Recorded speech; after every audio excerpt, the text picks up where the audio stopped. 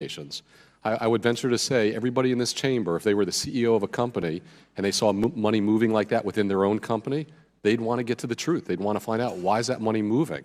Why is somebody paying that money out? Those are the questions that need to be asked and get to the bottom of. Mr.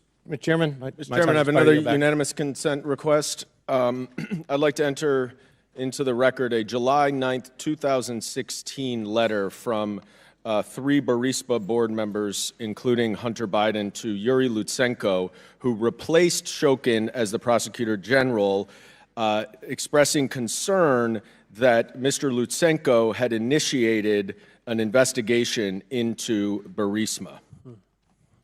Without objection, so ordered. Chair recognizes Mr. Kassar from Texas. Mr. Chairman, I'd like to begin with a quote. The people of America elected all 435 of us to do the things they expect Congress to do. Real business, not theater. Try to have some type of prescription drug reform legislation this year. But instead, the majority party is conducting baseless impeachment hearings. Who do we think said this quote? Was it Nancy Pelosi? Maybe Ranking Member Jamie Raskin? Mr. Chairman, you might recognize that quote because you said this in 2019. You said it on the floor of the U.S. House, saying impeaching Donald Trump was political theater. Trump was first impeached for attempting to extort a foreign president into helping the Trump presidential campaign. And if you didn't consider that criminal, how about when Trump was impeached trying to overthrow the results of the presidential election and then incited a violent insurrection against the government?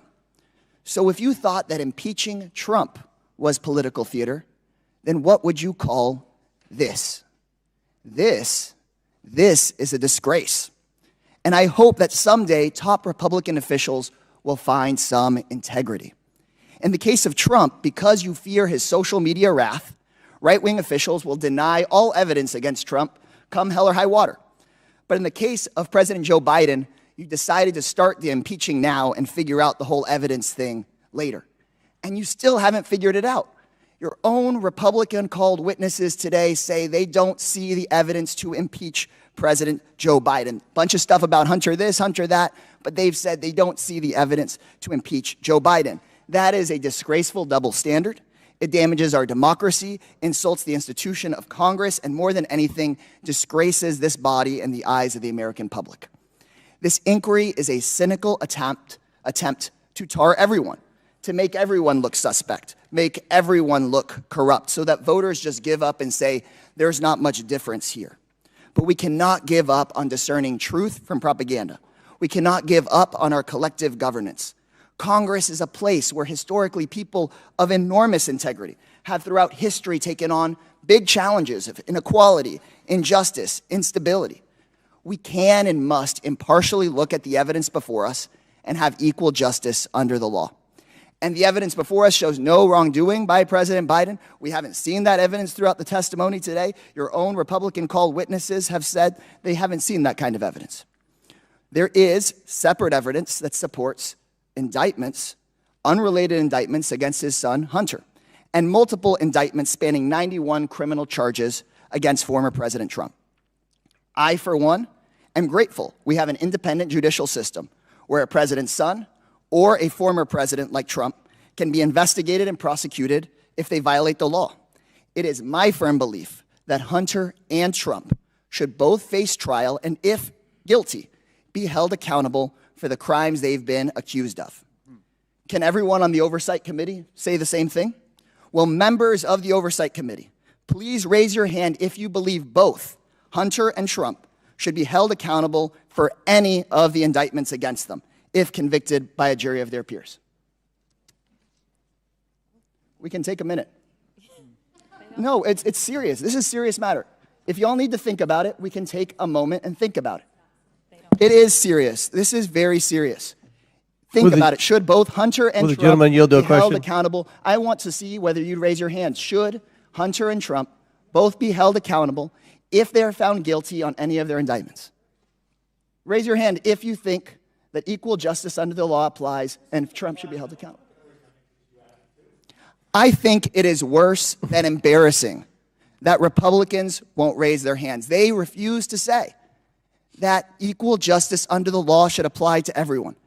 And when you step back and think about it, Then what about it's the kind of January scary. 6th defendants? It's kind of point of order. scary. This double standard insults the institutions of Congress that people fought and died to build. This impeachment hearing clearly is not about justice. We cannot say equal justice under the law for everyone except for the guy who holds the leash. I'll yield the rest of my time to Ranking Member Raskin. Thank you. I think as you were being interrupted by several colleagues, I heard one question posed by the distinguished gentlelady from Georgia who said, what about the January 6th defendants, all of whom had lawyers, due process, the presumption of innocence, and they were convicted of various things, including assaulting federal officers and metropolitan police. What about as well as Antifa Capitol BLM Police. rioters point and of $2 order. billion of damage Mr. Raskin, in if I America? can take my time back. Yes, I'll yield We've back. heard, because it wasn't on the microphones, multiple members saying it's wrong that January 6th rioters were convicted by a jury of their peers. That is disturbing. We've started to get used to it, but we can't get used to it. It's Gentleman's scary. time has expired. Now, Chair recognizes Chairman, Mr. point of order. Perry. Mr. Point of order. Chair recognizes Mr. Fallon for a point of order. Thank you, Mr. Chairman. I ask unanimous consent to enter the FD 1023 into the record. Without objection, so ordered. Chair now recognizes Mr. Perry from Pennsylvania for 5 minutes. Thank you, Mr. Chairman. In an attempt to establish some patterns here and get to actual facts out, the media won't report. The president's son seemed to benefit often from government positions. As far back as 1996, he refused his first job at MBNA. Then Senator Joe Biden had supported the controversial bankruptcy bill, which really favored the company to the peril of average citizens, and he got the name Senator for MNBA. After which Hunter then, he continued to benefit from his father's public positions. And in 2011, he was contacted by Che Fang, who's a Chinese politician and businessman. They wanted to form a joint investment firm that then became a subsidiary of the Bank of China. Now, it seems like the president's son's only skill is leveraging his family name. It essentially seems like it comes to him like swimming comes to a fish. If we could put up on the screen an email from between Devin Archer and the president's son. And if you can see here where he's asked, why does the super chairman love me so much? And the answer is, it's easy. It has nothing to do with me and everything to do with my last name. That's the president's son. That's not me saying it. That's the president's son. He openly acknowledged it doesn't come from education or business acumen. It comes from his name. And let's face it, it is his name, but it's not his name that was garnering all the attention. Both were selling their name, one to MBNA and the other to the highest bidder. Devin Archer, in his transcribed interview, if you'll put that on the screen, please, he confirmed it. If I can get Mr. Archer's testimony on the screen.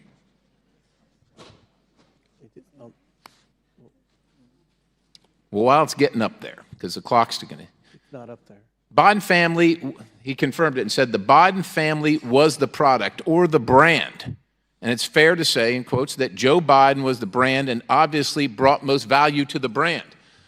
I make that case because the president's son was addicted to drugs and he was frequenting prostitutes, so I suspect his value of a brand was pretty low compared to his father, who was the vice president of the United States. I mean, companies brand their products, whether it's a food company or a car company or shoe company, they brand it because it provides trust by their buyers or from their buyers. Now, this committee first released a bank memo on March 16, 2023, that showed that less than 2 months after the vice president left office, State Energy HK Limited sent Robinson Walker, again, a very close friend and business associate of the Biden family, $3 million.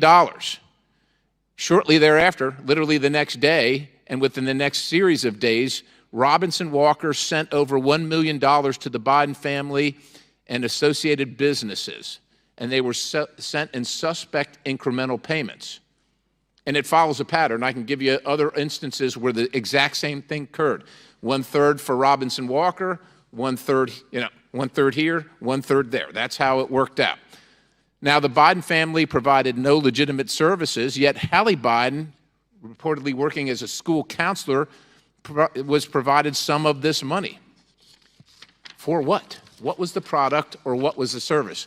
Mr. Chairman, I ask unanimous consent to enter into record the first bank record memos dated March 16, 2023, new evidence resulting from the Oversight Committee's investigation of the Biden family's influence peddling and business schemes, showing that the Biden family members and Biden-associated businesses received over $1 million from State Energy HK Limited, a Chinese company. Without objection, so ordered. Thank you. Mr. Turley, thank you for being here. What is influence peddling? Influence peddling is to sell access or influence to an office holder to achieve some end. There's sometimes a very clear quid pro quo, which is a specific act that you want. Sometimes it's a general pattern of corruption of favoring someone. I actually, in my testimony, gave I believe it was the Canadian definition, which I thought was a particularly good one under their law. But the United States also signed off on a convention on public corruption that also has definitions that are relevant. Mr. Dubinsky, in the remaining time, this money, these wires are being sent to family members with no apparent legitimate services being rendered. Is this something that you would find interest in and would yourself, if charged with it, would investigate on your own? Gentlemen, time's expired, but please answer the question. It would be a red flag, and I would follow up on that and see where it leads. Thank you, Mr. Chairman. Mr. Chairman, I've got a point of order. Take your point. I didn't want to interrupt the distinguished gentleman from Pennsylvania, but he referred to an email at the beginning of his testimony. We've not been provided a copy of that email, and I don't know where it came from. What is the source of that material? The source of the materials from Hunter Biden. Hunter Biden sent it to the committee? Hunter Biden sent that to the committee? Because, you know, we have a rule on this. We've got to be provided all material that's going to be entered in the record. Our colleagues keep relying on emails that are purportedly obtained from Hunter Biden's laptop, but we have no idea if those emails are authentic. As you know, you've not shared with us what you say is the hard drive to Hunter Biden's laptop, and nobody's verified them. And the CBS has verified, and the CBS News did a forensic audit, said they're legitimate. Mr. Chairman, CBS I ask News is unanimous not part of consent this to have committee. the email entered into the record. Well, but then I'm going to Without object to it objection. because we don't know what the basis of that is. We'll And we work had on getting you an answer for that. If I could just All right. say, the computer repair guy who disseminated that stuff says he cannot account for the chain of custody of the alleged hard drive of the laptop. So we have no idea where that comes from. And we'll get you the answer to that, but I Please. would like to remind the ranking member that the President's son is now suing the repair guy for leaking his laptop. Remember, he denied it forever, and you all But he said it was can't account Russian for the manipulation. Now it's Right. No, I agree with you, but he can't account for the custody of it either. we'll, Nobody knows. We'll get what's you the been put answer in on there. the source of the email. Chair now recognizes. Mr. Chairman, I'd like to ask unanimous consent to enter into the record our own 2023 transcribed interview with our committee of Devin Archer, where he clearly states, quote, the brand already was in the Washington, record. D.C., not President Biden. He was asked, the brand was really Joe Biden, and Mr. Archer responded, D.C. was the brand. Without objection to order, it's in the record twice now. Well, I guess it's a reminder.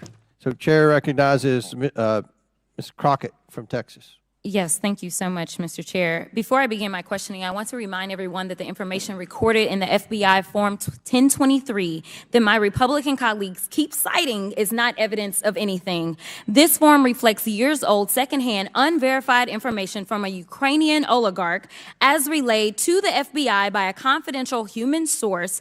These unverified, secondhand allegations have been repeatedly debunked and undermined, including by the confidential human source who relayed this information to the FBI. The tip recorded in the Form 1023 was thoroughly explored by the U.S. attorney handpicked by Donald Trump, which was Attorney General William Barr, and the assessment was closed. Finally, Devin Archer, Hunter Biden's former business partner who worked with the Ukrainian oligarch in question, told this committee in a transcribed interview in July that he had no knowledge of any such payments allegedly described in this form. Repeating the same lies will not somehow turn them into truths.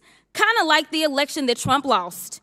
Say it with me. He lost it. Repeating the same lie that he won wasn't going to turn the election around. The lost in this chamber keep pushing lies and lunacy on behalf of a multi-time loser. So if we're going to talk about China, let's go ahead and talk about China. And let's talk about the dealings. And let me point out the fact that right now, each of you has admitted that none of you are fact witnesses. We walked in without facts. And unfortunately, because what we say isn't necessarily evidence, we have wasted the American people's time, and we are going to walk out of this chamber and we still have no facts that are leading to anything. But let me give y'all a little bit of tea while we're here. So I have a document that I will ask for unanimous consent to enter into the record. It's a fact sheet on President Trump's shady business dealings with the Chinese government. What are you entering in? A record from who? This is from the Congressional Integrity. Congressional Integrity Project, the dark money pack? I object. I object to that too. Of course y'all gonna object, but we gonna talk about it. So it says Trump has extensive financial ties to the Chinese government. President Trump collected millions from Chinese government-owned entities while in office. I have the best tenants in the world, President Trump was well aware of the multi-million-dollar lease to Chinese interests. President Trump promised to donate foreign government profits while in office, but he donated less than a third of his proceeds from the Chinese government. President Trump maintained 3 foreign bank accounts while in office, including one in China. President Trump's business with China raised legal and ethical concerns. President Xi loves the people of China. He loves his country, and he's doing a very good job. Let me tell you something. I don't want to talk about what y'all want to act like is some big mystery, because we keep sitting here, and Professor Gerhardt, just to be clear, as my colleagues have even tried to provide evidence, which they're not the ones to provide evidence, have you ever heard them say "if" since we've been sitting here for I don't know how long? Yes, I've been taking a tally. Oh, okay. Can you show us? Can you tell us what the tally is? More than 35 times, the Republican witnesses and Republican members of the committee have used the word "if." Thank you so much for that. Because honestly, if they would continue to say "if" or "Hunter" and we were playing a drinking game, I would be drunk by now. Because I promise you, they have not talked about the subject of this, which would be the president. But let me tell you something that was so disturbing as I walked in to this chamber today. As I prepared, I said, what is the crime? Because when you're talking about impeachment, you're talking about high crimes or misdemeanors. And I can't seem to find the crime. And honestly, no one has testified of what crime they believe the president of the United States has committed. But when we start talking about things that look like evidence, they want to act like they blind. They don't know what this is. These are our national secrets. Looks like in the shitter to me. This looks like more evidence of our national secrets, say on a stage at Mar-a-Lago. When we're talking about somebody that's committed high crimes, it's at least indictments. Let's say 32 counts related to unauthorized retention of national security secrets, 7 counts related to obstructing the investigation, 3 false statements, 1 count of conspiracy to defraud the United States, falsifying business records, conspiracy to defraud the United States, 2 counts related to efforts to obstruct the vote certification proceedings, 1 count of conspiracy to violate civil rights, 23 counts related to forgery or false document statements, 8 counts related to soliciting, and I could go on because he's got 91 counts pending right now. But I will tell you what the president has been guilty of. He has unfortunately been guilty of loving his child unconditionally, and that is the only evidence that they have brought forward. And honestly, I hope and pray that my parents love me half as much as he loves his child. Until they find some evidence, we need to get back to the people's work, which means keeping this government open so that people don't go hungry in the streets of the United States. And I will yield. Chair recognizes Mr. Timmons from South Carolina. Thank you, Mr. Chairman.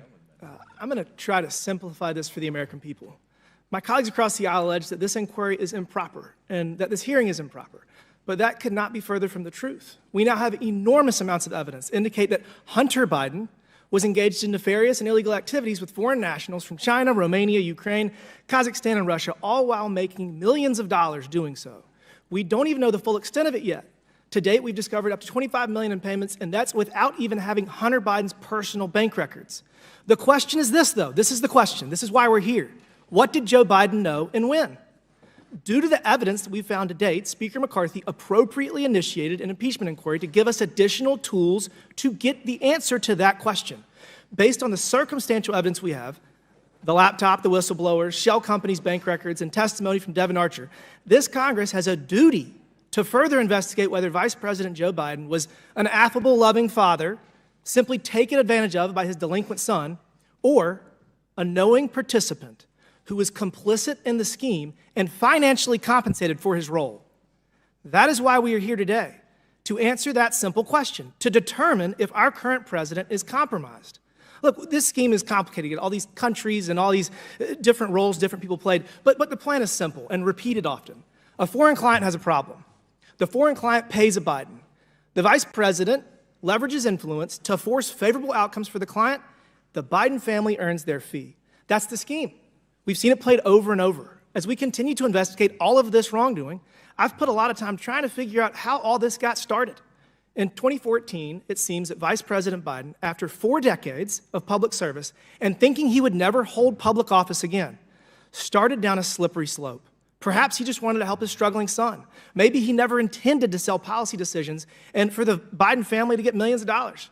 But there's mounting evidence that suggests that that may very be what has happened. It all began in the spring of 2014, though. Hunter Biden gets his father to have dinner with foreign nationals and his business partner, Devin Archer, in Georgetown. The foreign nationals attending this dinner were Karim Masimov, the Prime Minister of Kazakhstan, Kenes Rakishev, a Kazakhstani oligarch, Yelena Baturina, a Russian oligarch who also happened to be the wife of the mayor of Moscow. We know that beginning in early 2014, Baturina sent a $3.5 million wire to one of Hunter Biden's shell companies, and Rakishev wired $142,300 to yet another shell company for Hunter Biden to buy a Porsche. We have the bank records to prove this. So the logical question here is, what was this money for? What were the goals of those payments? For Baturina, it seems, her motives were clear. She knew that Russia was going to invade Crimea, and as a response to the invasion, the Obama administration would inevitably announce sanctions and visa bans. Who's left off the list that the Obama administration published? Who was noticeably missing? Yelena Baturina, the richest woman in Russia, the woman who wired Hunter Biden $3.5 million just days earlier. That's just a coincidence. For Rakishev, the motive was to leverage Biden's influence to aid in the facilitation of the sale of Kazakhstani state oil rights to Burisma. And guess what? In December of the same year, Rakishev's oil company and Burisma joined a Chinese Communist Party-linked company and announced a deal. Everyone got rich. Again, another amazing coincidence. These are only the first 2 of dozens of examples of the scheme. A foreign client has a problem. A foreign client pays a Biden. Vice President leverages influence to force a favorable outcome for the client. Biden family earns their fee. Our work over the last 9 months warrants additional scrutiny of Biden family members and business associates and requires additional tools at our disposal to uncover whether Joe Biden was complicit. Again, the purpose of this investigation. Our next steps are to subpoena additional documents that will give context to these transactions to help determine Joe Biden's culpability. We're going to subpoena Hunter Biden's personal bank records, various business records such as invoices and contracts to clarify what these payments were for, Secret Service logs detailing movement patterns of then Vice President. The list goes on and on. And again, I just want everybody to remember, we're doing this because the Department of Justice, the FBI, and the IRS refuse to do their job. And we have evidence just in the last week that they're actively concealing these possible crimes. If we discover that Joe Biden was taking half of Hunter Biden's income, like Hunter told his daughter in a text message, I hope that my Democrat colleagues will put politics aside, do the right thing, and join us in impeaching a corrupt president who sold out the American people. And with that, Mr. Chairman, I yield back. Yields back. Chair now recognizes Mr. Goldman from New York. Thank you, Mr. Chairman. This hearing is entitled The Basis for an Impeachment Inquiry. You would think that after 8 months of an investigation, we would not need to have a hearing with no witness who has any direct knowledge of the evidence to determine that there is a basis for this impeachment inquiry. And this is an impeachment inquiry. Mr. Turley and Mr. Gerhardt testified in 2019 in the official impeachment process in the Judiciary Committee. The inquiry was in the Intelligence Committee. And in the Intelligence Committee, there were 17 firsthand witnesses with direct knowledge of the allegations. And the public hearings had 12 witnesses, all with firsthand. Here we are in our first hearing. No one has any actual knowledge or evidence. There's nothing new here. So why don't we have some of the fact witnesses here? You've brought them in. They've come in already. What about Devin Archer? Now, Mr. Donalds and the chairman now want to disavow Mr. Archer's testimony that Mr. Biggs entirely relies upon, but they don't want him to come sit here. Why? Well, maybe because he testified that Joe Biden never discussed business with Hunter or other business associates, he got nothing from their businesses, and he never took any official acts related to the businesses. Or maybe the American people might hear that this $3.5 million from Batterina actually had nothing to do with Hunter Biden, which is what Devin Archer testified. Or what about Eric Schwerin, Hunter Biden's partner and accountant? He also performed a number of administrative and bookkeeping tasks for then Vice President Biden and Hunter Biden. He saw President Biden's bank accounts, and he told the committee that he was not aware of any involvement by President Biden in the financial conduct of his relatives' businesses, much less any transactions into or out of then Vice President's bank account related to business conducted by any family member.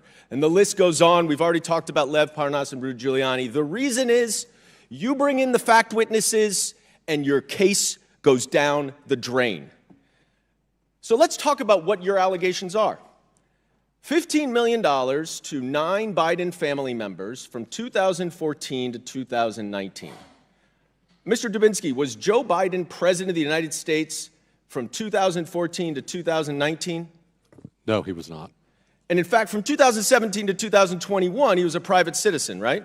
That's my understanding, correct. Mr. Gerhardt, am I correct that the framers made very clear that conduct as private citizens are best left for the legal system, not the impeachment process? Is that right? Yes, sir. Now, even yesterday, in releasing 700 pages of documents, Chairman Smith admitted that he's not an expert in the timeline, which seems to encapsulate this investigation to a T. Because here we are seeing texts and emails from 2017. We're seeing Department of Justice emails from 2020 when it was the Donald Trump Justice Department. And all we hear all day long, Biden family, Biden family, Biden family. And every time you hear that, you know that it doesn't include Joe Biden. If there were 9 Biden family members who got money from these business transactions, isn't it striking that Joe Biden was not one of them? Pretty remarkable. And what we hear is this is an exceedingly complex chain of transactions. That's what the House Republicans said. Pattern of incredible financial complexity. Ms. McClain showed a chart. It had an investor, it had an investment company that invested money, that received money, and then it went to the investors. Mr. Dubinsky, that's not very complicated, is it? Well, that's not really the question. The question is, what was going on there? Was there an investment? I'm just asking about the structure. Well, that's because structure, what we have here, and we hear so much about services and all of this, services or legitimate or product. It's an investment company. It's a private equity company that invests capital in other corporations and companies. That is standard practice. Well, that's an assumption. Mr. Turley, you said in 2019 that impeachment requires a clear criminal act. Is that right? No, in fact, in the Trump impeachment, I said repeatedly, you can impeach someone for non-criminal conduct. What I said then, I'm saying now, which is I strongly encourage you to look at criminal acts. All right. Well, that testimony is there. But no, you can't because I have 10 seconds left. You have said that lying as a president is not impeachable. You have said that there's an influence peddling campaign, but you will acknowledge, will you not, that in order to have a criminal act of public corruption or bribery, there must be under McDonnell an official act in connection to some sort of personal benefit. Isn't that right? Gentleman's time's expired, but Mr. Turley, please answer the question. Yeah, I can just point you to my testimony. I talk about quid Just pro answer the quo. question. Because it's a little more complex. No, it's not. An official act for a personal benefit. All right. Gentleman's time's expired. Chair now recognizes Ms. Green from Georgia.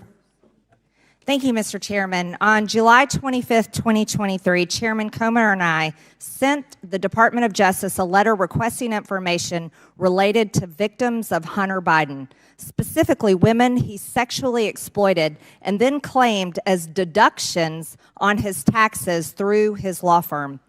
But he never paid those taxes. Not surprisingly, the Department of Justice did not respond. After the DOJ's sweetheart Hunter Biden deal fell apart, by the way, led by the special counsel David Weiss, on September 8th, 2023, Chairman Comer and I again sent a letter to the same DOJ officials asking about victims' rights issues related to Hunter Biden's sexual exploitations. DOJ once again failed to respond. Well, yesterday I found out why they don't want to talk with us. In a new email just released, by the way, from October 2020, could you please display the email? The Delaware U.S. Attorney's Office, DOJ, Tax, FBI, and IRS described evidence they have related to Mann Act violations. By the way, the subject of the email says Mann Act. First, the title, Mann Act. Then it's clear there are charges on the table while the Department of Justice is in hiding from meeting with me. The Department of Justice and IRS email and David Weiss's Delaware U.S. Attorney's Office, the email states there are communications with trafficker number 1 and trafficker number 2, and that Hunter Biden had escorts who traveled across state lines. These women are victims, and the Department of Justice is refusing to protect their rights. Not only that, David Weiss, the now special counsel in charge of supposedly investigating Hunter Biden, has been clearly covering up Hunter Biden's crimes since before the 2020 election, which is undoubtedly election interference. David Weiss is complicit and must be removed from the special counsel. We also have more information we subpoenaed. Let me give you an even better example based on an interview with one of Hunter Biden's victims with law enforcement. It says here that the victim, Hunter Biden's victim, stated that Biden told her that his father was the vice president and asked to Google search his name. Hunter Biden's victim stated she told Biden she was not interested in Google searching his name and just wanted to be paid. Hunter Biden's victim stated that Biden then showed her a picture of his father with President Barack Obama. Don't forget his father was vice president then. Hunter Biden's victim stated after she was shown the aforementioned picture who was the vice president of the United States with the president of the United States, Barack Obama, she became afraid. After Hunter Biden's victim left the location, she arrived back at her apartment and told her friend, who she was just with, Hunter Biden's victim stated that her friend told her, "You have no idea who you're dealing with." These women were terrified, terrified. He used his father, Hunter Biden used his father, the vice president of the United States, to threaten his victim, who he had just trafficked for sex. And the Department of Justice refuses to speak to me? Hunter Biden needs to be held accountable for his sexual exploitation of women. And we've shown more evidence. We've shown evidence. This is what it looks like. This is what Mann Act violations look like. Mr. Chairman? I reclaim my time. I'd like to challenge the use of this Hunter exhibit Biden under should Clause be 6 held of Rule accountable. 17. It is sad that my Democrat colleagues pretend to care about women's rights while allowing Hunter Biden to exploit women. This is a shame. But let's talk about— Chairman, there's a parliamentary challenge before us. The point of order. Chairman, point of order. Who's the point? And we'll stop the clock for you, Ms. Green. Mr. Chairman, our colleague from Georgia has introduced before pornographic exhibits and displayed things that are really not suitable for children who might be watching. And Bathing suit's not suitable, Mr. well, Raskin? I'm saying I would like the member to be instructed to not introduce any pornography today, at least without running it A through the chair bathing first. suit is not pornography, Well, we Mr. can't see it Raskin. from down there, so you didn't make it available to the minority before you I've seen started. it before. It's Okay. on the internet. It's everywhere. You are submitting a naked woman's body. This is a bathing suit. This is a bathing suit. And it has not been clear before this committee. All right. Glasses on. Do you wear them Okay. or not? It's a I have bathing suit. contacts in, thank you. Congratulations. All right. Chair asked Ms. Green to proceed. Now let's talk about more evidence the Democrats have denied that's turned out to be true. We all know Joe Biden is the big guy. And we confirmed that Hunter Biden was lobbying his father. Here's another example that was just released yesterday. This is from a timeline from one of the IRS whistleblowers and quotes an email between Vuk Jeremic, a Serbian politician, and Hunter Biden. Did you have a chance to talk with the big man? He's receiving my prime minister on Wednesday. Please let me know if you think that what we discussed back in D.C. can be mentioned in the meeting. My domestic strategy, how I proceed in dealing with my government, very much depends on whether it happens or not. This is a conversation between Hunter Biden and Vuk Jeremic. This is called influence peddling. This is how Hunter Biden was selling his father's political power and influence. And this is a perfect example. This is evidence right here. I'd like to remind everyone that this is the beginning of the impeachment inquiry, where we're casting a wide net and finding every single person, whether it's last administration, the administration before that, and whether it's the current administration, that has covered up the crime of the Biden family. And we will continue pulling more We're evidence 54 seconds forward. over, Mr. Chairman. And I'll let Mr. Goldman go over 30 seconds. So we owe you 20 seconds to Mr. Moskowitz. It's your lucky day. You get 5 minutes and 20 seconds. Thank you, Mr. Chairman. I think it's your lucky day. What a day we are having here, isn't it? Right? I mean, listen, as a former director of emergency management, I know a disaster when I see one. I mean, by the way, you don't believe me, just ask Steve Bannon. Steve Bannon, your guy, just went on and said, perhaps... Who's guy, Steve Bannon? Yeah, well, you know who Steve Bannon is. Perhaps Steve Bannon just went on and said perhaps the Republicans shouldn't have started with a witness. He was talking about Professor Turley, who was going to say right off the bat that there wasn't an impeachable offense. I quote, he says, perhaps we should have put him on the maybe list for one of our witnesses. So your other witness, Ms. O'Connor, gave a complete recitation of the last 9 months, 8 months of these hearings. She went through some of the greatest hits that have come out, right? Everything that has been presented, both in these committees that we've been having, on TV, all of the evidence that you guys have been presenting over the last 8 months, all of that together. And what does Professor Turley say? It says everything we know at this juncture doesn't rise to the level of impeachment.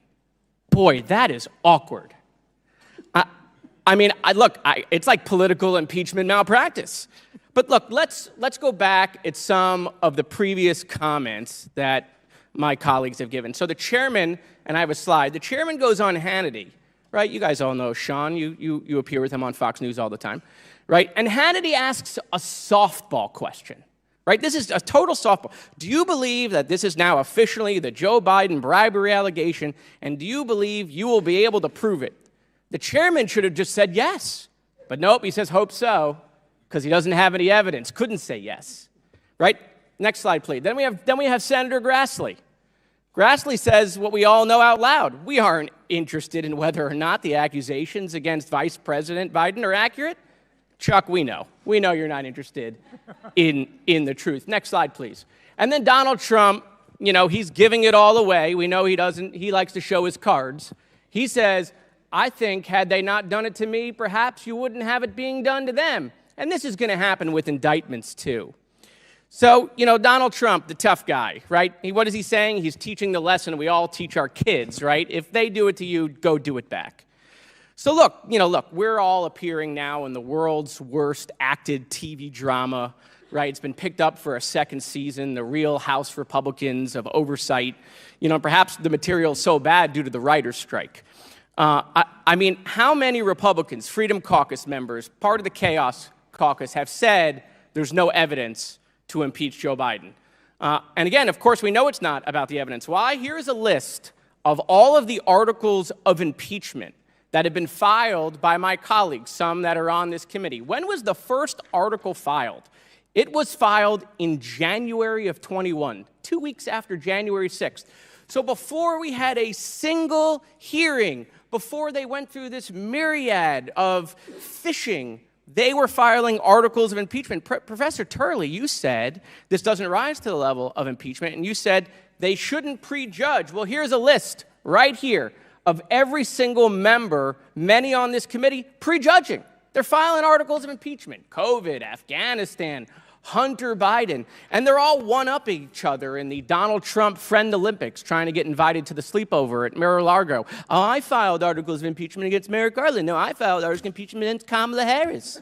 Okay? It is ridiculous. But this is what this is about. Let me show you. It's a simple board, right? So all other presidents in the United States, 50% of the impeachments. Donald Trump, the other 50. Donald Trump has half of the impeachments in American history. But you know what? He's got 100% of the indictments. 100% of all indictments. 0 for the other presidents. Listen, let me do it another way. I want to channel my inner Tim Russert. So let me go to the board, right? And I don't have Florida. But Donald Trump, impeachments. Oh, how many impeachments? We got 2 there. How many indictments? We got 4. How many for Biden? 0, 0. Donald Trump is right. He's sick of winning. He's just winning, running away with it. And that's why we're here. We're here because of math. That's what this is about. They can't save Donald Trump. They can't take away the 2 impeachments and the 4 indictments. But they can try to put some numbers on the board for Joe Biden. But the problem is when you sling mud, you got to have mud. And they just don't have anything, Mr. Chairman. So look, we get it. We know why we're here. That's why they say the Biden family, the Bidens, James Biden, Joe Biden's dog, Commander, but not Joe Biden. Never Joe Biden. So when are you going to have the vote on impeachment, Mr. Chairman? What are you scared of? Call the vote. Come on. If you all think there's so much evidence, we're here. Call the vote on impeachment. Impeach him right now. I dare you. Gentleman's time's expired. Chair now recognizes Mr. Gosar for 5 minutes.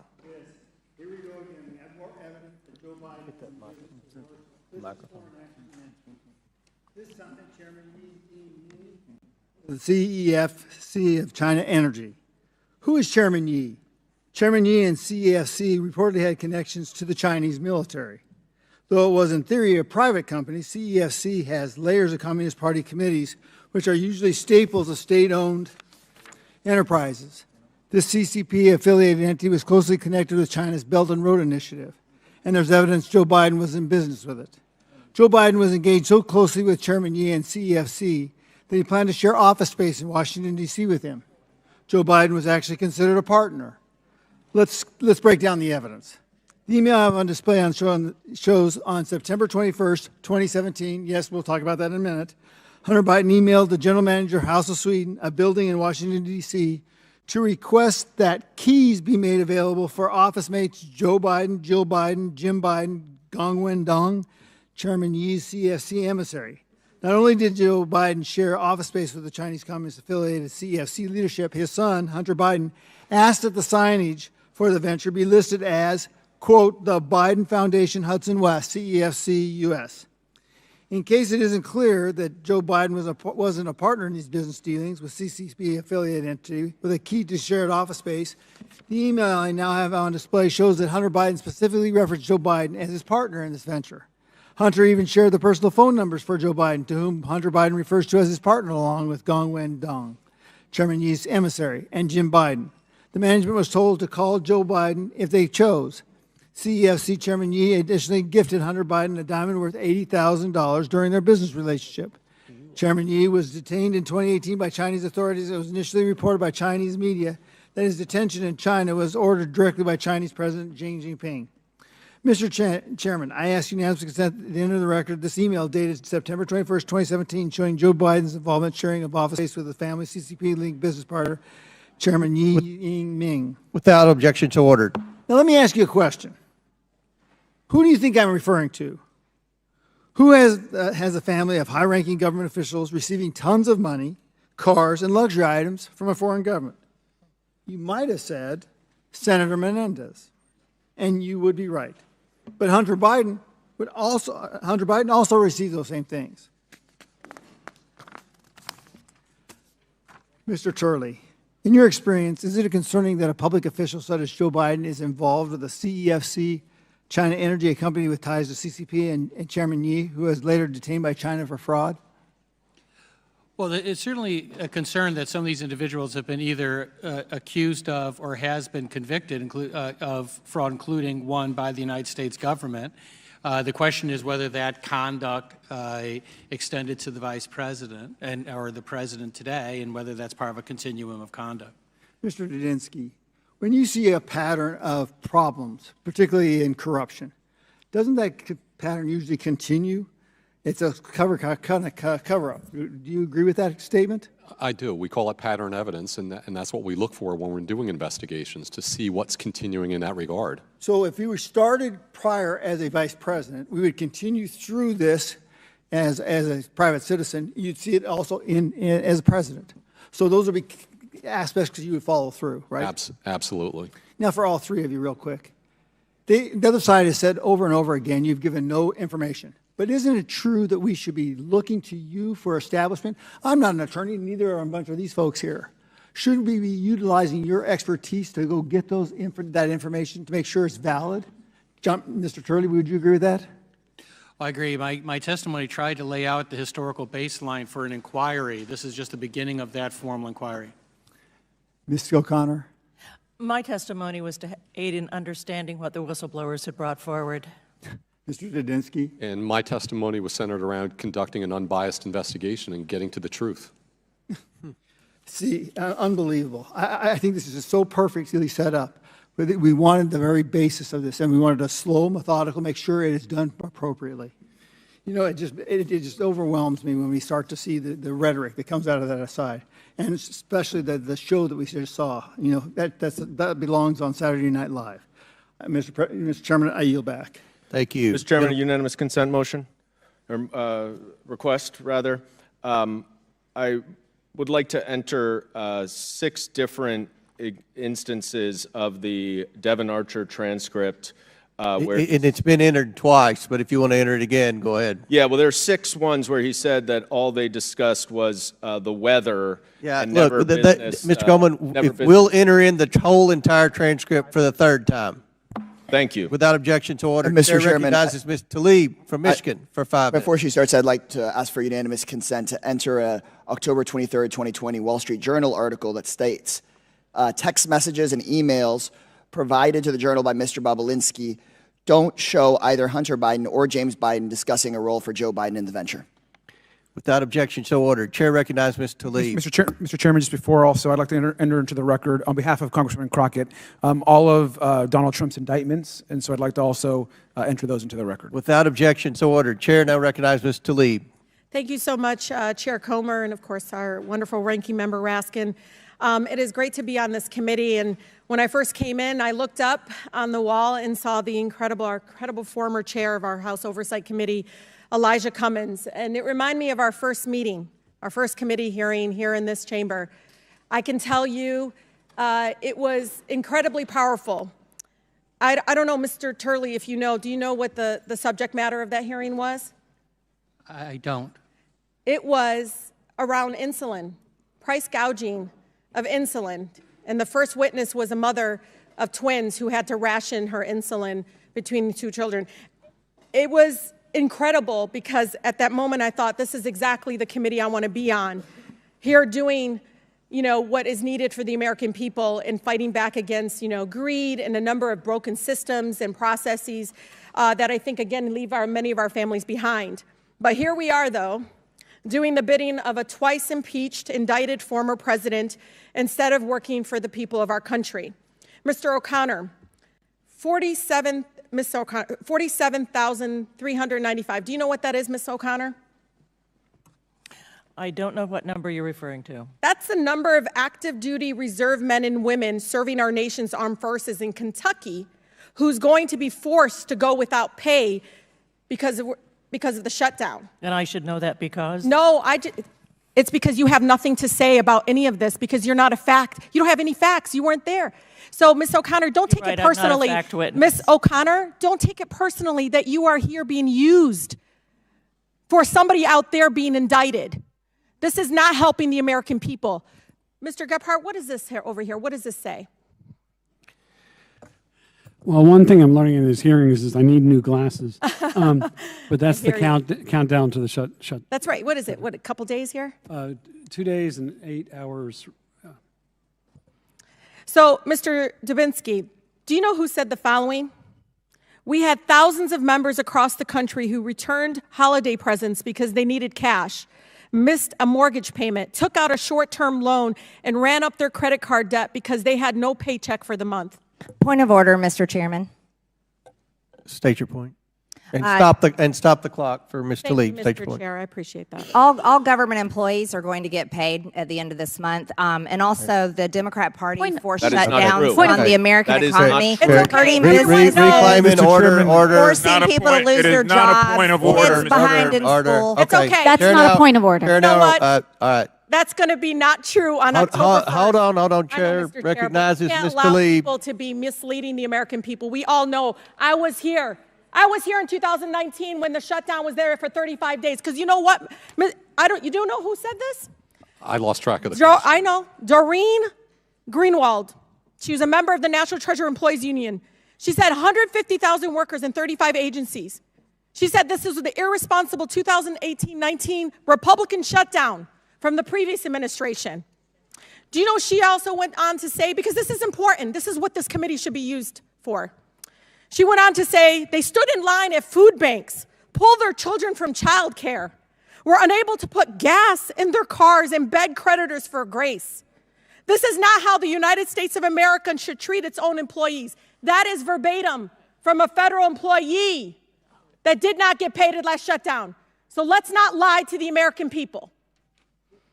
Right now, the Department of Agriculture will be forced to stop processing housing loans, which provided over 675 million people and 3,431 families in rural North Carolina. That's all going to stop. The Department of Ag would be forced to stop processing a loan in Wisconsin, about $181 million loans that are impacting rural Wisconsin. Small Business Administration, y'all, would stop processing small business loans, halting over $284 million in funding small businesses in Alabama. That's just one state. The federal government shutdown has real consequences. I would like to submit, Mr. Chair, to the record, FEMA funding would be impacted if the government shuts down. This is in regards to the impact in Florida specifically if the government shuts down, and the impact on the many, many humanitarian aid that has to go to many homeowners that were impacted. Without objection to ordered. In my district, 56,000. Do you know what that is? That's a number of children that will lose their child care spot, the spot to receive child care. Countrywide, is 3.5 million children impacted. This is how many children, again, our caucus, again, Republicans, are literally just putting aside and saying, no, we're going to do this instead. We're going to go and bring the campaigning, the ugliness, toxicity that our families don't need right now into this chamber instead of doing what we need to do, which is making sure we have a functional government that provides for our families. When it comes to dysfunction, to all our witnesses here, you're now part of it. You came to this committee. They're overachievers when it comes to dysfunction. Why stop at destroying child care across our country? They're devastating public health, education, social safety nets in our country. And Ms. O'Connor, you are part of it now because you came here. Chair, Don't say that you're ladies, not part. time's expired. Chair now recognizes Mr. Burchett from Tennessee. Thank you, Mr. Speaker. President Biden has sent over $110 billion of taxpayers' hard-earned money to Ukraine and wants to send even more. Yet his son failed to pay any taxes on the millions of dollars he received from Ukrainian companies. Many folks in East Tennessee can't afford to buy even their dadgum groceries, let alone a home or an automobile. But these decent people and Americans all over the country still pay their taxes. The fact is, if your last name is Biden, you don't have to play by the same rules. Who's going to write the check for the money Hunter Biden didn't pay now that it's too late to bring charges to these taxpayers? Who's paying taxes on the $250,000 that China sent to President Biden's Delaware address? I'll tell you who. It's the hardworking Americans that got to get up every morning, that don't come into work at 10 o'clock and take 2 hours for lunch and then walk out of here in their Brooks Brothers suit with their jacket thrown over their dadgum shoulder, claiming that they worked hard, because they know they didn't work hard. The people back home are working hard, and they're paying their dadgum taxes. Yet the Biden family doesn't have to. This past July, 2 high-level IRS agents, Gary Shapley and Joseph Ziegler, testified before our committee. They painted a very disturbing picture, worse than the one of Hunter Biden's paintings, by the way, of misconduct and obstruction within the Department of Justice criminal investigation of Hunter Biden, the Biden family business dealings. They testified that Hunter Biden should have been charged with a tax felony, not a misdemeanor. Hunter was saved by Merrick Garland's decision to change the department's long-standing policy to charge the most serious offense that can be proven. This paved the path for Hunter Biden to attempt to plead guilty for 2 tax-related misdemeanors rather than any of the 6 felonies recommended by the department's tax division. I've literally seen people in Tennessee be charged with more for traffic violations. Moreover, Mr. Garland's decision does not align with Chapter 10 of the Criminal Tax Manual, which prohibits prosecutors from allowing a defendant to plead to a misdemeanor when elements of a felony can be proven. David Weiss should have followed department policy and charged Hunter Biden with tax felonies. The Department of Justice should have ensured Hunter paid his back taxes just like any other person in this position. Hardworking Tennesseans shouldn't have to subsidize the Biden family's crime spree. I'd like to know that any of them paid any of their dadgum taxes. I yield the remainder of my time to my friend from Ohio, Jim Jordan. I thank the gentleman for yielding. Mr. Turley, I want to get back to what you said in your written statement about the abuse of power model that we've seen in other administrations and you think may exist here with this administration. I just want to look at the gentleman before me was just talking about the way the Justice Department ran the investigation into Hunter Biden. And some of the things we've learned from the whistleblowers were they were prevented from taking certain investigative steps. They couldn't interview the adult grandchildren of the president. They couldn't execute a search warrant on a storage unit without first tipping off the defense counsel. They couldn't use, in interviews they got to do, only a couple, they couldn't use the term big guy. They couldn't look at political figure 1, which we know is the big guy, is Joe Biden. They couldn't investigate tax years 2014 and 2015 because they let they couldn't charge for that, I should say, because they let the statute of limitations expire. Is it an abuse of power when the Biden Justice Department stops investigative steps that all potentially lead to Joe Biden? It certainly can be if there's a linkage to the president. If you look back, I think Article 2 of the Nixon impeachment was an abuse of power provision that dealt with that type of nexus.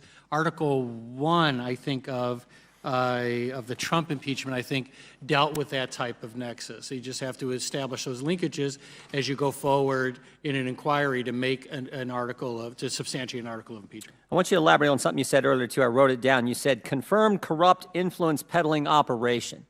Can you elaborate on what you think that entails? That's pretty strong words. You said the Biden influence peddling scheme was confirmed corrupt influence peddling operation. I think that it's now, in my view at least, largely unassailable. Even people that have long been critical of some of the investigations have acknowledged recently, particularly after the Archer interview, that this was an influence peddling effort. Whether it was an illusion or not is part of the task for the inquiry.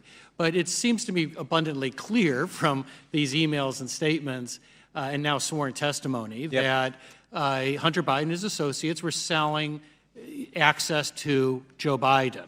And the question is whether any of that effort resulted in decisions and changes being made by Joe Biden, and also the degree to which he knew of it, directed it, encouraged it.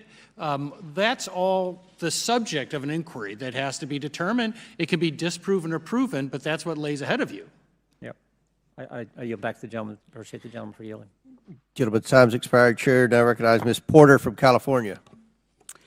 Thank you very much, Mr. Comer. Mr. Dubinsky, do you believe that this impeachment inquiry has merit? Again, I'm not a legal scholar. I'm a forensic accountant. I think from what I've seen, there's merit for the inquiry to look for other information now. Okay, so I'm going to say yes, you believe the impeachment inquiry has merit. Yes. Ms. O'Connor, do you believe this impeachment inquiry is legitimate? I don't know enough about the House rules and how things are supposed to work here to know whether it is or not. Okay. Mr. Turley, do you agree? Do you think this impeachment inquiry has merit or is legitimate? I do. I think that the House has passed the threshold for an inquiry. That's separate from the question of the articles of impeachment. Thank you very much.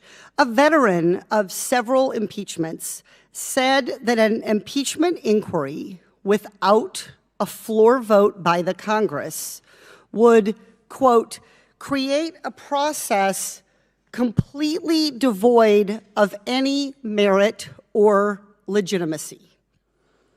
Mr. Dubinsky, who said that? I don't know. Ms. O'Connor, who said this? No clue. Mr. Turley, who said this? I made an objection along those lines to the earlier decision from Speaker Pelosi to go forward without a House vote, and I've made the same objection today, that I think the best practices in going forward is to do that. And what I've said in my testimony is that it's not required under the Constitution. Correct. Professor Turley, give me my time. I agree with you. We're not talking about whether it's required legally. I'm just asking you, can you say again for the committee, do you know who made this statement, and if so, who? I don't. I've made an objection along those lines. Look, give me my time. This quote is a statement from now Speaker Kevin McCarthy. Mr. Dubinsky, do you know the date of the House floor vote on this impeachment inquiry? No, I don't think there was a House floor vote. Ms. O'Connor, do you remember any House vote? I have not been following that. Professor Turley, was there a House vote on this impeachment inquiry? And not that I know of. So this House vote didn't happen. There has not been a House vote to move forward with this impeachment inquiry. So we haven't followed what the Speaker himself, Mr. McCarthy, has said is the process that we should be following so that an impeachment inquiry would have merit or legitimacy, which is something that I think all Americans on both sides of the aisle should expect investigations or inquiries like this to have. I think Americans should be able to expect that the things we do in this body have merit or legitimacy. Today, by having this hearing, Republicans have changed their tune. I think I know why Speaker McCarthy is going back on his conviction. His members are demanding an impeachment, but their months and months of investigating our president have not revealed yet any evidence that he himself has committed crimes. But Speaker McCarthy wants to keep his job, so he is set on delivering an impeachment inquiry, whether or not there is any evidence, and even if, in his own words, that impeachment inquiry would be devoid of any merit or legitimacy. Mr. Dubinsky, I have one final question. What is the title of this hearing? The title was The Basis for an Impeachment Inquiry of President Joseph Biden. But according to Speaker McCarthy, there isn't a legitimate or meritorious basis yet for this hearing. And no amount of noise on the other side of the aisle is going to change this. As Speaker McCarthy said, in his words, this impeachment inquiry is devoid of any merit or legitimacy. Wow, I just did it. At the very end of an extremely contentious hearing, I found something that Speaker McCarthy was correct about. I yield back. Gentlelady yields back, and I believe... Point of, I just have a unanimous consent request. Okay.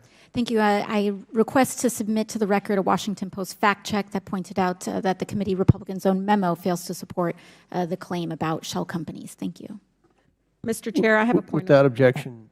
Mr. So Chair. Ordered. I'm so I sorry. don't. Okay, Ms. Yeah. Tlaib. I just want to submit for the record, if I may, article from Augusta Chronicle says government shutdown, Georgia military service members will see no pay. Without objection, so ordered. Chair now recognizes Ms. Boebert from Colorado for 5 minutes.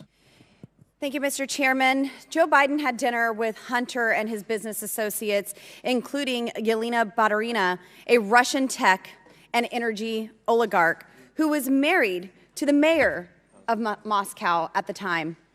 Hunter then received $3.5 million in payouts from Baturina. She was not sanctioned after the invasion of Crimea.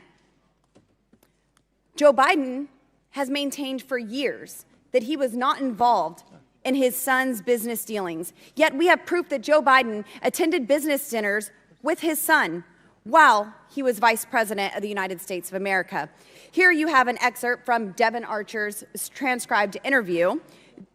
On the screen, if we could get that up there. During his interview, Archer testified to the fact that on multiple occasions, then Vice President Joe Biden attended functions with business associates of his and Hunter Biden. One such example is laid out on the screen for us. Mr. Archer is explaining here that in the spring of 2014, if we could get this slide up, Devon and Hunter had dinner at Cafe Milano with several of their business associates. One of these attendees was Yelena Baturina. Ms. Baturina was, at the time, the richest woman in Russia, and she was married to the former mayor of Moscow, as previously stated. Interestingly, on February 14th, 2014, Ms. Baturina wired Hunter Biden and Devon Archer $3.5 million. It is still uncertain what legitimate service Hunter Biden provided to Ms. Baturina in exchange for this large sum of money, if any at all. Furthermore, it is concerning how Hunter Biden and Devon Archer moved this money from bank account to bank account. And it is also convenient that the U.S. government never placed Ms. Baturina on their public sanctions lists after Russia invaded Crimea. This billionaire continued to invade public sanctions lists even after Russia invaded Ukraine. I want these facts to be clear to the American people. The billionaire continued to evade the public sanctions lists after Russia invaded Ukraine. Joe Biden's attendance at this dinner shows that Joe Biden's involvement in Hunter Biden's deals was more than just the illusion of access. It was access. There were direct benefits leading to Hunter and his business partners after Joe's attendance at this Cafe Milano dinner. This pay-to-play type of engagement was selling direct access to Joe Biden and the office of the Vice President of the United States. Mr. Chairman, I ask unanimous consent to enter to the record the third bank records memorandum produced by this committee on Oversight and Accountability on August 9th, 2023. Without objection, to ordered. Mr. Turley, as an expert on constitutional issues and impeachment, where does selling access to an executive office fall in terms of what justifies an impeachment inquiry, and what is deemed an impeachable offense? Well, it's two separate questions. What I've suggested is for the four areas for articles of impeachment that you can explore, you can look at some of the criminal code, and that includes things like bribery under 201, Hobbs, the Hobbs Act cases, and those have different standards that I think are relevant. In terms of the impeachable standard itself, there's been obviously decades of debate about that. I would hope that there would be general agreement that public corruption, if the president engaged selling any access, right? If the, yes. if he engaged in public corruption involving any sort of peddling of influence. Now, as a follow-up, in previous impeachment inquiries, have actions such as influence peddling and pay-to-play schemes like this been deemed as offensive to the conscience of the American people in such a way to warrant an investigation? Well, I think that there's certainly a basis for this inquiry to go forward. My position is simply that this is early on in an inquiry in terms of linking these, which are still just allegations, to the president, and that's the linkage you have to establish. Thank you, Mr. Turley. It is far time for Joe Biden to stop lying to the American people about his shady foreign business deals. He intentionally misled the American people by using complex maneuvers to pocket millions of dollars from our adversary. He lied when he was vice president. He lied as a candidate to gain the office of President of the United States. Now, this committee has uncovered the truth, and it is time to impeach this compromised Commander-in-Chief. Mr. Chairman, I yield. Lady yields back. Chairman, point of order, if I could. I didn't want to interrupt the good gentlelady from Colorado, but you cannot engage in personalities against the President of the United States. We've established that, Mr. Ranking Member. Okay, and so you cannot say that Joe Biden lied. First of all, he didn't lie. Mr. But Ranking Member, even if we've he had, established that at the beginning of the hearing. You can't say it, Mr. Chairman. I hope you This agree is- with me. this You get a is- ruling from this your is- parliamentarian. This is. I can provide you all the cases. This is, I have a unanimous- reclaiming order. Chair now recognizes Mr. Ivy from I have a Maryland. unanimous consent motion before Mr. Yes, Ivy goes. Mr. Goldman. I would like to reintroduce once again the Devin Archer transcript and especially point to when he says Look, that Hunter Mr. Biden Goldman, was Mr. not Goldman, involved we've re-entered it. in the This Yelena will be the fifth Baturina time. $3.5 Without billion. objection, we've re-entered the Devin Archer transcript for the fifth time. Now, Chair recognizes Mr. Ivy from Maryland. Thank you, Mr. Chairman. I appreciate the chance to let me weigh in today. Because it's such an important hearing. Mr. Turley, it's good to see you again. You should get office space here on the Hill, I think. This is our third or fourth committee hearing together. I do want to say this. You know, impeachment is one of the greatest powers that the Constitution gives to the House of Representatives. And I think it's important to make sure that we treat it with that level of esteem. But I think what's going on or has gone on here in the House for several months now is that power has been abused. And kicking off this hearing today, and I appreciate that the word probably used most today is if, because a lot of these statements are made in the forms of allegations, but with respect to connecting them to the President, that hasn't happened. There's a lot of, well, if this is true, then that. And I don't think that's sufficient to move forward at this point. I appreciate Mr. Turley's comment. I think you were saying before Ms. Boebert cut you off that it was early and that, you know, Mr. Biden hadn't been linked at this point. I think that's true. He hasn't been linked to any of these allegations that have been raised. I did want to talk about a couple of them specifically.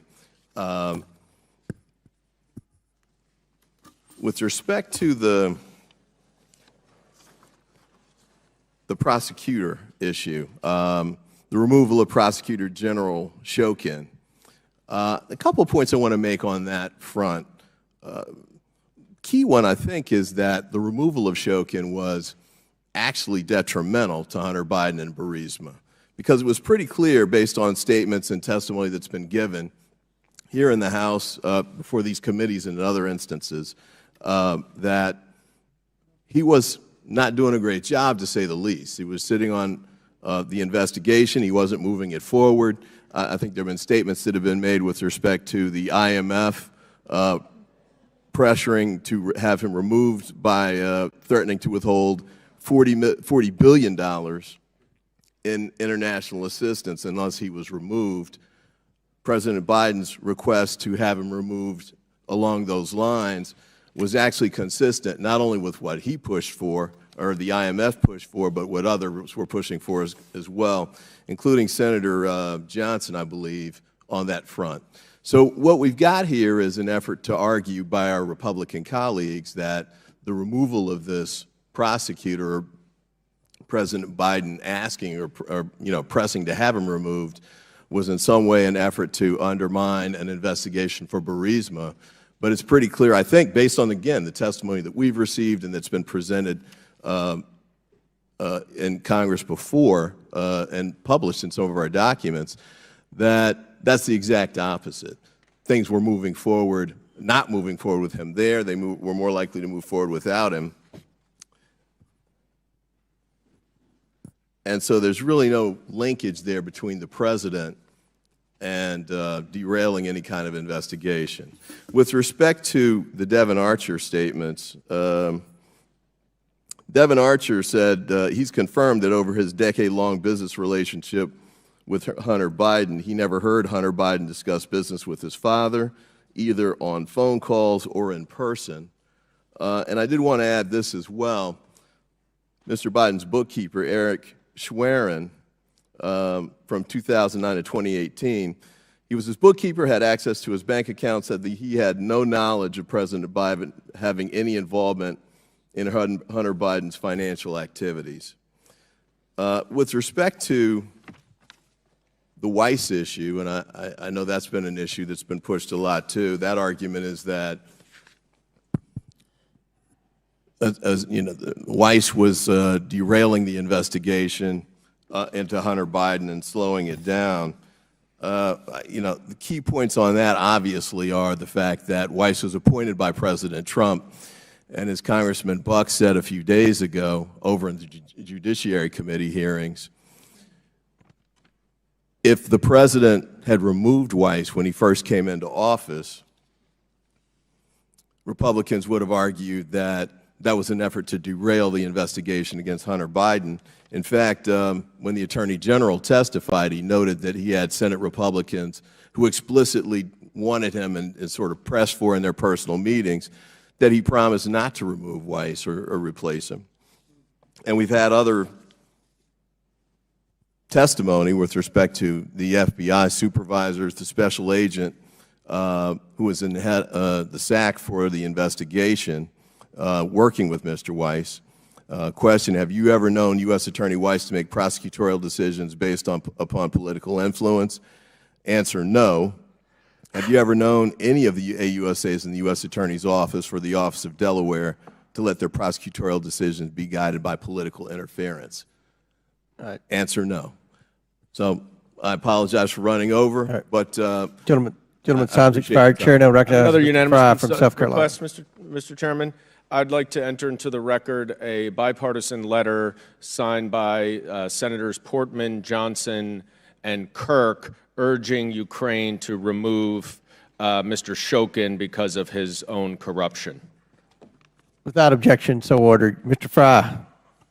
Thank you, Mr. Chairman. Professor, you know, in a trial, there's an exchange of evidence back and forth. What we see here today, we've presented evidence. I mean, the other side is a lot of bluster and theatrics.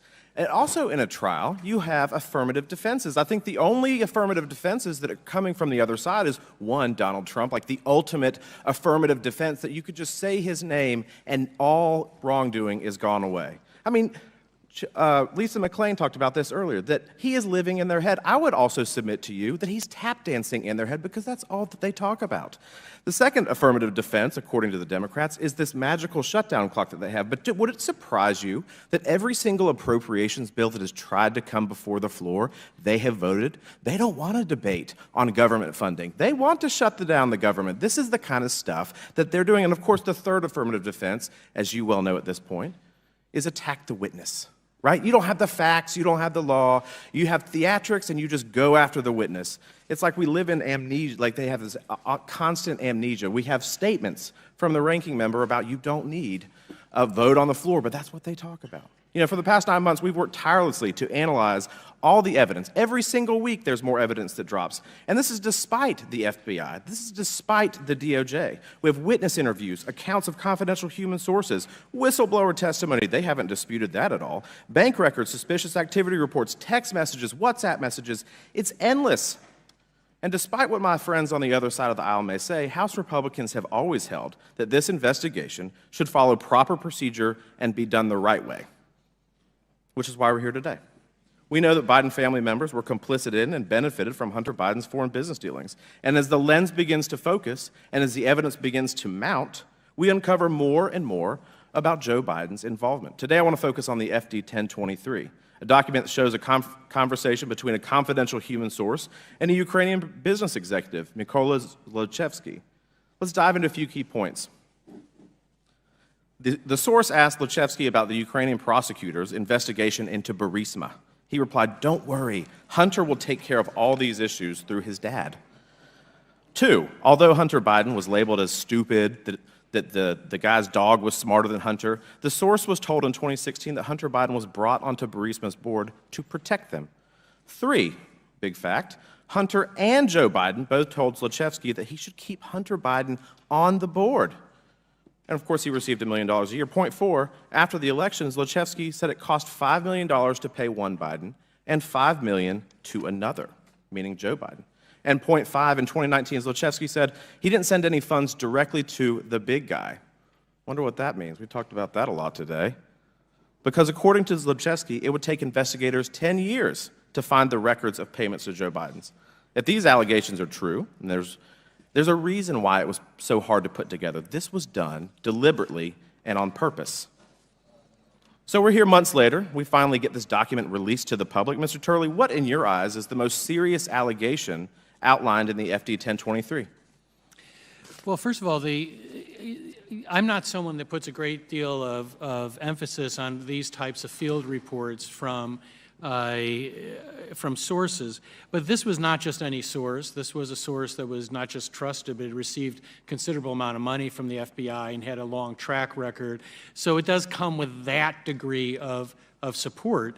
What I think an inquiry has to do is to drill down on the 1023. There may be nothing there when you drill down, but there may be bribery. And of course, that's the second offense that is mentioned for impeachment. But what makes the 1023 concerning is the overall context. And this is one of the reasons why when Representative Goldman was asking me about bribery, it's a little more complex because you have Section 201, you've got the Hobbs Act, and you have all these cases that suggest that it is public corruption in a lot of different forms. So really, you're sort of at the water's edge here. Everything that has gone so far, from what I can see, has been tracking money from banks, often transnational transactions, that have arrived at the United States.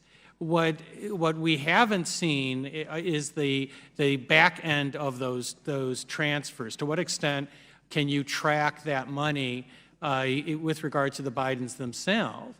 And that, I suppose, will come out through an inquiry. But until you have those interstitial relationships, you don't quite know what you have. Professor, how can we use this document and maybe other documents that we have to expand the case? And how pivotal do you think that this document is to the case? Well, I think that in an inquiry, when someone who is trusted by the FBI suggests that there was actual bribery involving the president, you need to contact everyone involved, including the source for the 1023, but also this is secondhand information, so you're going to have to pursue the references made by that source, and you do it in good faith, and to see if there's a there. Thank you, Mr. Chairman. Without a yield back. Chair now recognizes Chairman, I'd like to make a motion for unanimous consent. For what? Mr. Chairman, I ask for unanimous consent to enter into the record a Washington Post article titled "The Republican Case Against Biden Takes a Body Blow" from Fox News because they failed to show any connection and their evidence is too far down the path to admit that they are wrong. Without objection. Chair recognizes Mr. Edwards. Thank you, Mr. Chair. I'd just like to start out by commenting, while this is not directly affecting this impeachment inquiry, I am so excited to have heard so many times from that side of the room how concerned folks are over keeping the government running, because you're all going to get a chance in just a few hours to put your money where your mouth is and vote on some bills that's going to keep the government funded. And I hope it's as important to you when you go to cast those votes as what you said that it is this afternoon. We've heard today that how many times Joe Biden has lied. He's lied about his role in his family's business dealings. We've also heard how in the White House he's struggled to keep up with new evidence about consistently shifted its messaging on President Biden's involvement in Hunter Biden's foreign business affairs. This summer, White House spokesperson Ian Sams shifted the White House's messaging to now claim that President Biden was never in business with his son. This is dramatically different than what we heard from the White House in their previous claims, where we were told that President Biden had no knowledge of Hunter Biden's business dealings. And yet again, the committee has revealed evidence that then Vice President Biden had direct knowledge of and involvement in Hunter Biden's foreign business dealings. Kenneth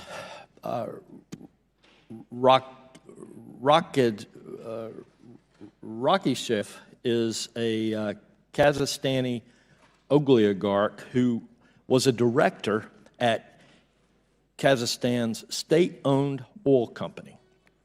Importantly, Rakishev maintains ties to Karim Mazemov, who became Prime Minister of Kazakhstan on April 2nd, 2014. On April 22nd, 2014, Rakishev wired $142,300 to an account associated with Hunter Biden, Rosemount Seneca Bohai. The next day, that same amount was sent to a car dealership in New Jersey for an expensive sports car for Hunter Biden. Around the same time as the payment for Hunter Biden's sports car, then Vice President Biden attended a dinner with Kenneth Rakishev, Karim Mazemov, Yelena Baturina, Hunter Biden, and Devin Archer at Cafe Milano in Washington, D.C. I believe that we have a photo of those here. There they are. And here, on another screen, we see a photograph with Mr. Mazemov on the right, standing with Joe Biden and Hunter Biden, along with Mr. Rakishev on the left. I don't know if that picture came up or not. Additionally, in April 2015, then Vice President Biden attended another dinner in Washington, D.C. with Prime Minister Mazemov, Hunter Biden, and Devin Archer. Clearly, Hunter Biden was selling the Biden brand and all the access and political favors that came along with it. This transcript, I believe we're going to see it come up on the screen, is taken from the committee's interview of Devin Archer earlier this summer. In this excerpt, Archer reveals that then Vice President Biden hosted Hunter Biden, Archer, and Mark Holtzman, who was then the chairman of Kazakhstan's largest bank, for breakfast at the Naval Observatory, where Holtzman discussed who was going to be the next UN Secretary General with Vice President Biden. Mr. Holtzman was lobbying for Karim Mazemov to receive the position. That meeting occurred on July 7th, 2015, shortly after Vice President had dined again with Mazemov at Cafe Milano in Washington, D.C. Was Mazemov trying to cash in? After all, a meeting with Vice President of the United States when trying to become UN Secretary just might be worth it for a sports car. And around that same time, Hunter Biden and Devin Archer were pursuing energy projects in Kazakhstan on behalf of the corrupted Ukrainian energy company Burisma, which was trying to expand its business into the country. This is another clear example of Hunter Biden peddling access to his father and Joe Biden participating in the influence peddling scheme. Hunter seeks business opportunities in a foreign country and provides access to and political favors through his father's office to get paid. Mr. Chair, I see I'm out of time, so I'll yield. Gentleman's time's expired. Chair, Mr. Chair, I have a unanimous consent request. Consent I request. seek unanimous consent to enter into the record a memorandum issued by staff of the Committee on Judiciary and Oversight explaining how the testimony of 5 senior IRS and FBI agents has been deep. Without objection, Chair recognizes Mr. Langworthy from New York for 5 minutes.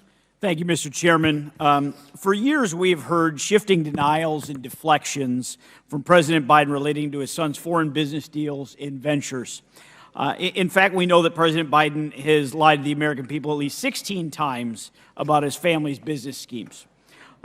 In August 2019, Joe Biden told reporters, quote, "First of all, I have never discussed with my son or my brother or anyone else anything having to do with their business, period." End quote. Joe Biden continued to double down on this statement throughout the 2020 presidential race. In September 2019, Joe Biden again stated, "I've never spoken to my son about his overseas business dealings." These lies continued throughout the 2020 presidential race. It was only recently that the Biden administration has grudgingly begun to shift their answer on what Joe Biden knew about his son's foreign business deals. In June of this year, the White House changed its position by claiming that the president was not in business with his son. Moreover, media and members across the aisle continue to run cover for President Biden, repeatedly shifting the goalpost and repeatedly peddling the notion that Hunter Biden was selling the, quote, illusion of access. Evidence discovered by this committee in its investigation into the Biden brand, however, has revealed Hunter's product went well beyond illusions of access. On display is an example of actual access to the then vice president. During his transcribed interview, Devon Archer was questioned about how many times Hunter Biden had put his father on speakerphone while in business meetings. Now, Archer made it clear during this whole 10-year partnership that Joe Biden was on speakerphone maybe 20 times while Archer was present. And when later interviewed by Tucker Carlson, Archer went on to say, if you're sitting with a foreign business person and then you hear the voice of the vice president, that's prize enough. That's pretty impactful stuff. Archer later stated, in the rear view, it's an abuse of soft power. Now, President Biden's involvement in Hunter's business deals was not overt. Joe Biden did not email Hunter asking for Burisma's quarterly reports. All it takes for Biden to be involved in Hunter's business dealings is Biden crafting and implementing policy based on promptings from his son and receiving payment in return. Mr. Turley, have you ever had your parents call in during an official business meeting? No. Okay. Members across the aisle have characterized Hunter's speakerphone calls during business meetings as, quote, casual conversation and niceties about the weather and what's going on. Now, during a business meeting, have you ever answered a call from a parent or put them on speaker and then proceeded to discuss the weather? Not in my case, no. Okay. Would you say that such actions are generally out of the ordinary in the business world? I couldn't speak for the whole business world, but it strikes me as being odd. Yeah. Looking at the evidence like this transcript of Devon Archer's testimony and other evidence discussed in today's hearings, can you contrast the level of thoroughness of this committee's investigation compared with the Democrats' impeachment inquiry in 2019? Well, I was highly critical of obviously the Trump impeachment and the first Trump impeachment, which I felt did not develop a sufficient record to support the articles. I actually said that the investigation had merit to go forward, but that they hadn't established the basis for the articles. In the second impeachment, they used what I call the snap impeachment. They jettisoned any hearing at all, which I think did do damage to the impeachment process. Now, looking at this transcript of Devon Archer's sworn testimony, would you agree that there are inconsistencies with President Biden's statements that he never discussed business with his son, or even later that he was not in business with his son? Well, I think my understanding is that Devon Archer himself was asked that question and said that it was patently false to suggest that President Biden was not aware of his son's business dealings. Very good. And Mr. Chairman, I would yield back any time to you. Mr. Chairman, over here. I ask unanimous consent to enter into the record this article by the New York Post dated September 14th, 2023. House GOP probing then Vice President Biden's dodgy breakfast meeting with Kazakh bank official at official residence, showing Vice President Joe Biden taking meetings at the Vice President's residence with his son's business partners. Ms. O'Connor, I assume you've had time to review and hopefully the bank memorandums and the evidence of that we derive from the suspicious activity reports about the various bank reports that allege money laundering, allege receiving wires from state-owned entities and things like that. How does that, what kind of crimes are we talking about there, and how often do you run across people, even the most criminal people, who have 170 suspicious activity reports? Well, there was more than, or about 700 pages worth of documents that you released yesterday. I haven't looked at them all carefully. But one factor that continues to be overlooked is the fact that in tax law there is a concept of constructive receipt. if I owe you $100, but I don't want to pay you directly, I don't want any sort of trace, but I know that Representative Jordan pays your bills, I will pay him knowing that he's going to take care of you. But you have constructive receipt of that money from me. And I think that if the special agents were able to follow the leads that they wanted to develop, they would develop a lot of information that you'd be interested in. Right. Mr. Chairman, I have another unanimous consent request. Go ahead. Just to clarify, because Mr. Langworthy said that it was the Democrats who said that that Joe Biden and Hunter Biden talked about the weather. Point of order. Is that a point of order? I would just like to Point of order. reintroduce the Devin Archer Point of order. testimony where he says look, they talked about the Chair- weather Chair- 6 times. Point of order. Recognize Mr. Biggs. Yes, my point of order is that is not. That is not a point of order. You are correct. Well, you You are gotta let him correct. The complete his gentleman sentence. from Arizona is correct. Chair will now. Unanimous consent request. Who's that now? Do you have a unanimous consent? Yes, to reintroduce those 6 pages of testimony from Devin Archer where Okay, he said they talked about for the the weather. 7th time without objection. Thank you. Chair now recognizes Mr. Burleson. You could have for just 5 called him and we would have been able to question him. Well, as you know, he's headed to prison. Chair recognizes Mr. Prison. Burleson. And you know that. Who was that Mr. Biggs? Okay. Do you have a point of order? All right. Chair now recognizes Mr. Burleson from Missouri. Thank you, Professor Turley. Could you tell me, would it be illegal or certainly unethical for elected officials to utilize the resources in their office, utilize their staff to financially benefit their family member's business or their own? They would. Part of the problem with the reason I think the illusion defense is sort of illusory is that if the president was involved in that influence peddling scheme, it would still involve using his office as a commodity for corruption, right? Yes. Even if you didn't follow forward. And I think that that itself would become an issue of public corruption we'd have to discuss. Thank you. In fact, on multiple occasions, he claimed that he was not involved in his family business dealings. However, the work of this committee, the reports that we've had from the Treasury Department, suspicious activity reports, the IRS testimony, all tell a different story, all from different sources.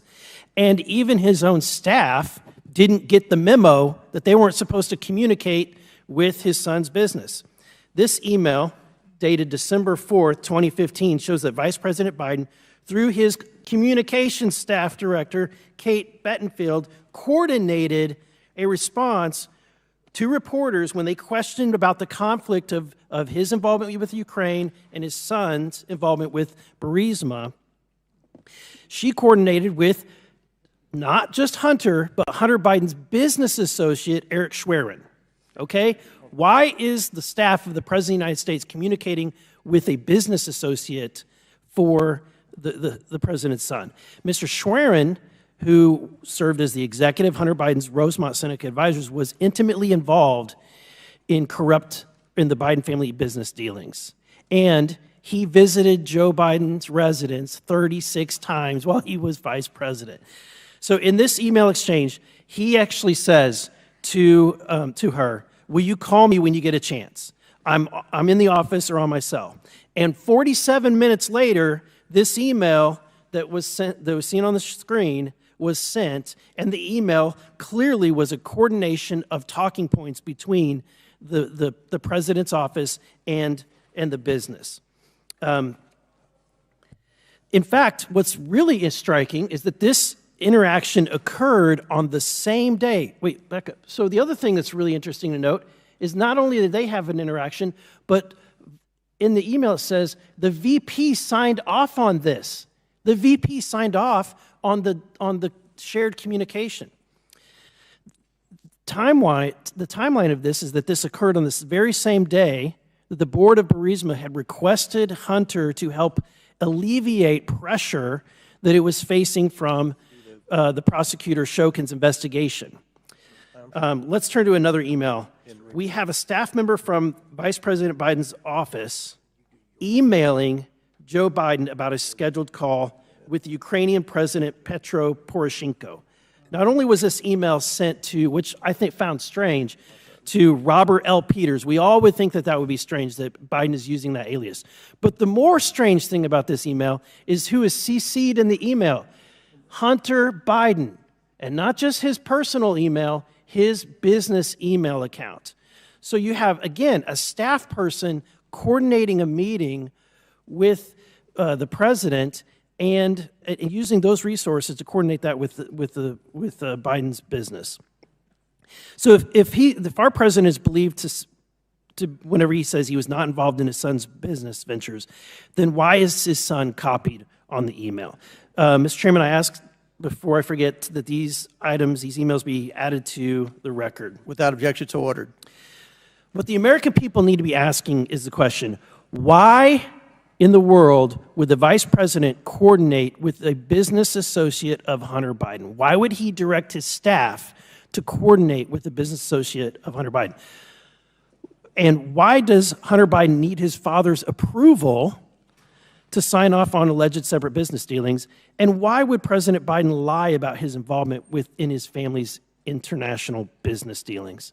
The analogy that was made before about Hunter using his father's car to get a speeding ticket is an absurd analogy. A more accurate one would be Hunter, if Joe Biden threatened the job of the prosecutor or the officer who is issuing the speeding ticket to his son. And with that, I yield back. Gentleman yields back. And our last questioner is Mr. Armstrong from North Dakota. We spend all day long talking about evidence and proof and different definitions and all of those different things, and we spend the days talking about unconditional love for sons and addiction, all of these different issues. But I think we miss one of the points in that this was going on for years, and this was going on for years with various different companies during the course of Joe Biden's vice presidency, after his vice presidency, and at least during his candidacy for president.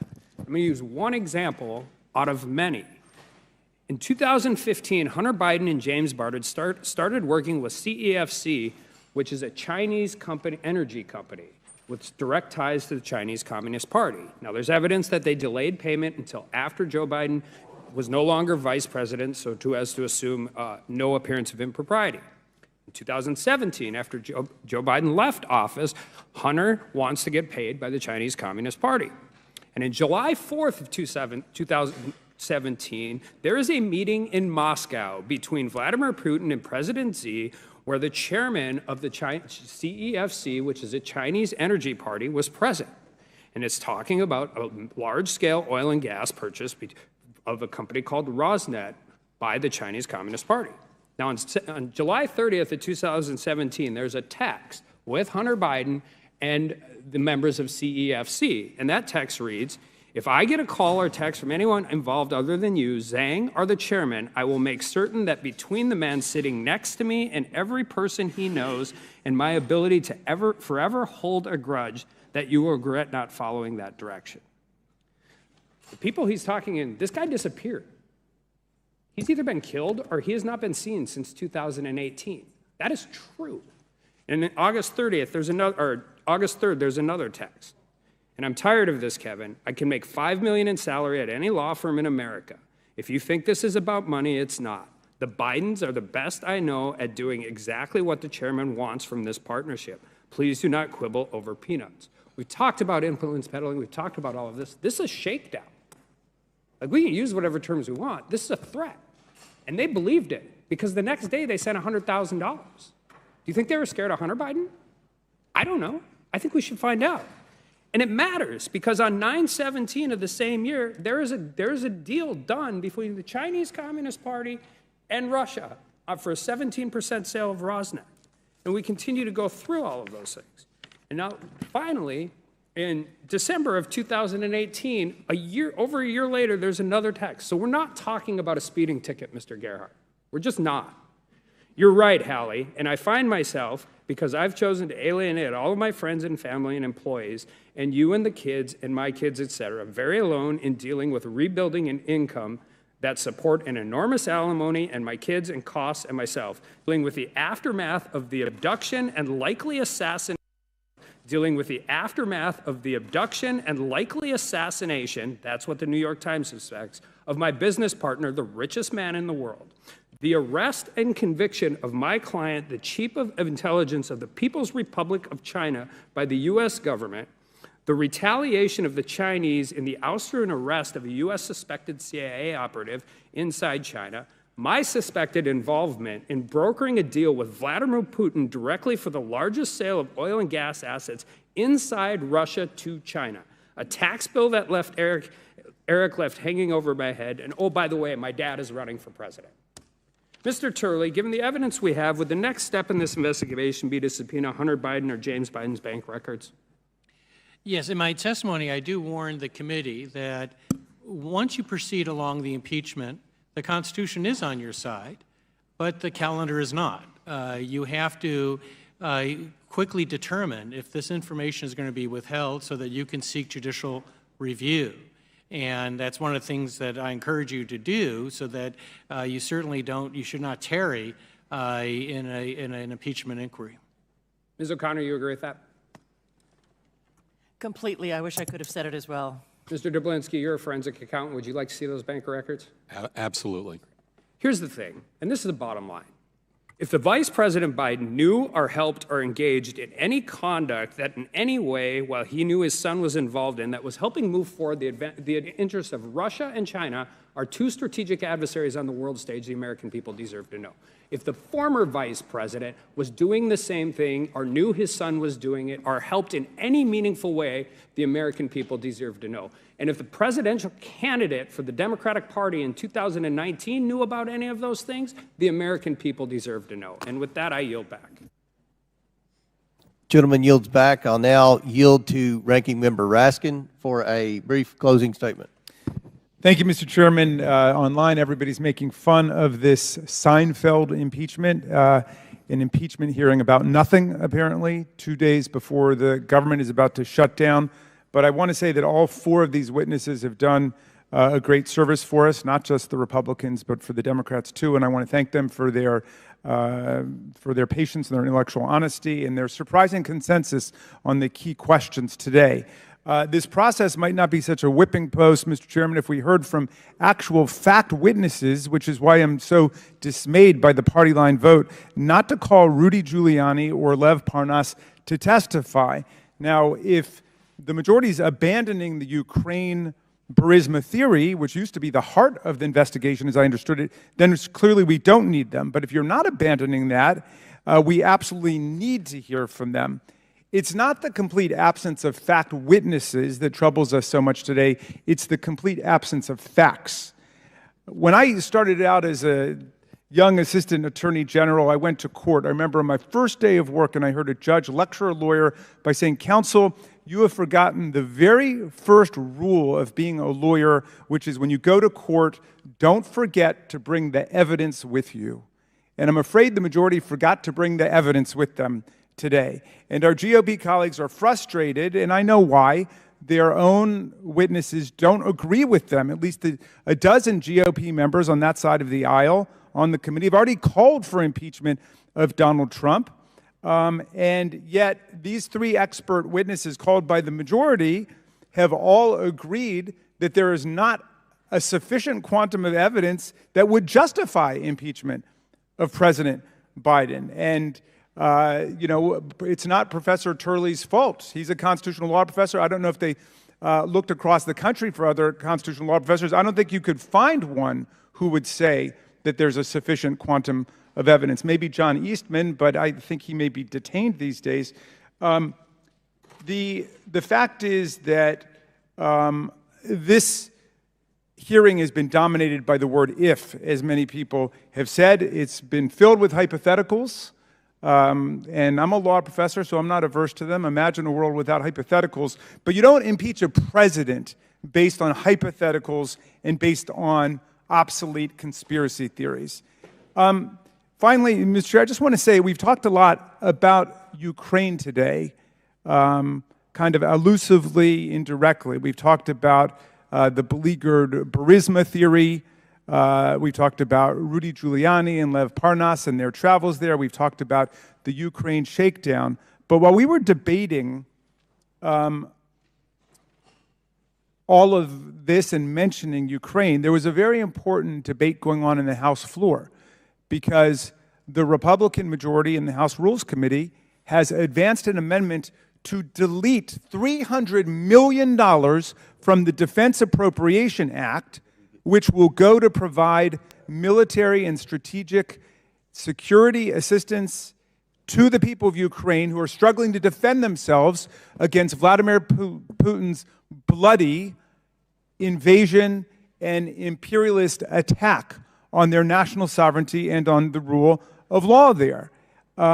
That war has involved mass kidnapping of children, and I would love to hear from some of our friends on the other side of the aisle with QAnon talk about the actual kidnapping of children that's taking place in Ukraine today, mass rape of women and girls, and mass civilian atrocities, bombing of civilian residences, schools, hospitals, and so on. And yet the pro-Trump, pro-Putin elements in the MAGA caucus, and I know that doesn't apply to everybody on the other side of the aisle, thank God, and I appreciate everything Ken Buck has been doing. These people are trying to cut funding for our democratic allies in Ukraine. And so the assault that began on Ukraine with Donald Trump's Ukraine shakedown, holding up security and strategic assistance to them until he lied about Joe Biden, that continues to this day in their efforts to cut off military and economic assistance to the people of Ukraine. We will be fighting that. I hope that we will be able to get separate legislation and then the MAGA caucus won't have to vote for it. But in any event, the question of Ukraine is a very serious one, and everybody who stands up for democracy, freedom, and the rule of law has got to be on the side of the people of Ukraine. Thank you, Mr. Chairman. I yield back to you. Gentleman yields back. One thing I didn't hear from our friends across the aisle in their never-ending defense of the Bidens is what exactly the Biden family did to receive the $20 million. Not one thing. Today's hearing title is the basis for an impeachment inquiry of President Joseph R. Biden. My Democrat colleagues have used this hearing to talk about impeachment, not an inquiry, but actual articles of impeachment. We aren't talking about impeachment today, and they know that. Unlike Democrats' investigations, this committee, under my leadership, does not launch investigations based on predetermined conclusions. We have entered an impeachment inquiry because, as our witnesses have testified, the evidence justifies that. This is how an investigation is supposed to work. I know that some are confused about congressional investigations because Democrat investigations in the past have been about saying a conclusion first and cherry-picking evidence to fit that narrative. The bottom line is that the committee has shown the Bidens alone have brought in over $15 million in their foreign influence peddling, over $24 million if you account for their associates' earnings from the schemes. We have established in the first phase of this investigation where this money has come from: Ukraine, Romania, Russia, Kazakhstan, China. It didn't come from selling anything legitimate. It largely went unreported to the IRS. It was funneled through shell companies and third parties to hide the Biden's fingerprints. This deserves investigation. This deserves accountability. The American people expect this committee to investigate public corruption. Now, we know much of the money goes to Hunter Biden, Haley Biden, James Biden, Sarah Biden, other Biden family members and their business entities. What we need to understand is where it goes next. That is the question this committee seeks to answer, and the evidence supports that next step.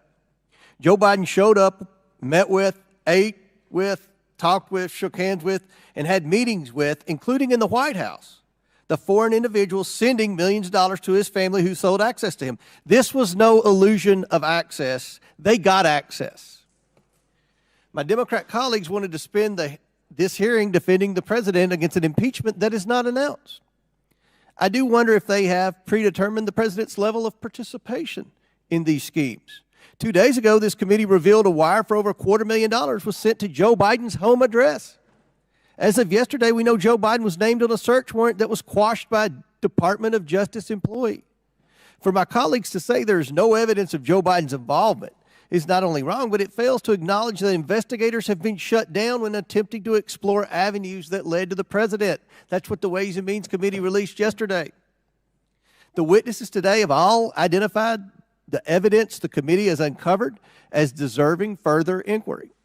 And that is what this committee will do, no matter where that evidence leads. I want to thank the witnesses for their testimony today. It confirms the evidence compiled by this committee justifies the investigation of Joe Biden's role in his family's international business schemes and justifies the next step of this investigation. One of those steps is gaining insight into where the Biden's foreign money ended up, for what purposes.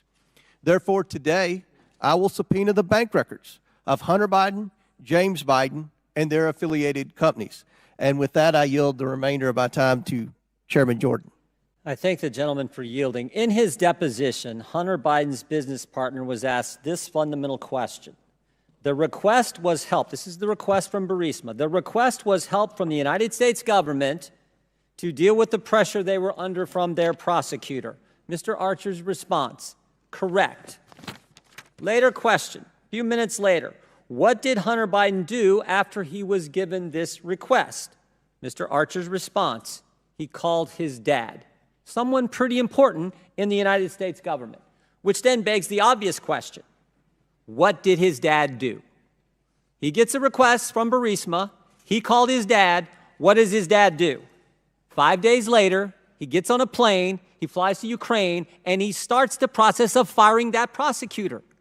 That is why Mr. Turley said earlier that this is a confirmed, corrupt, influence peddling effort.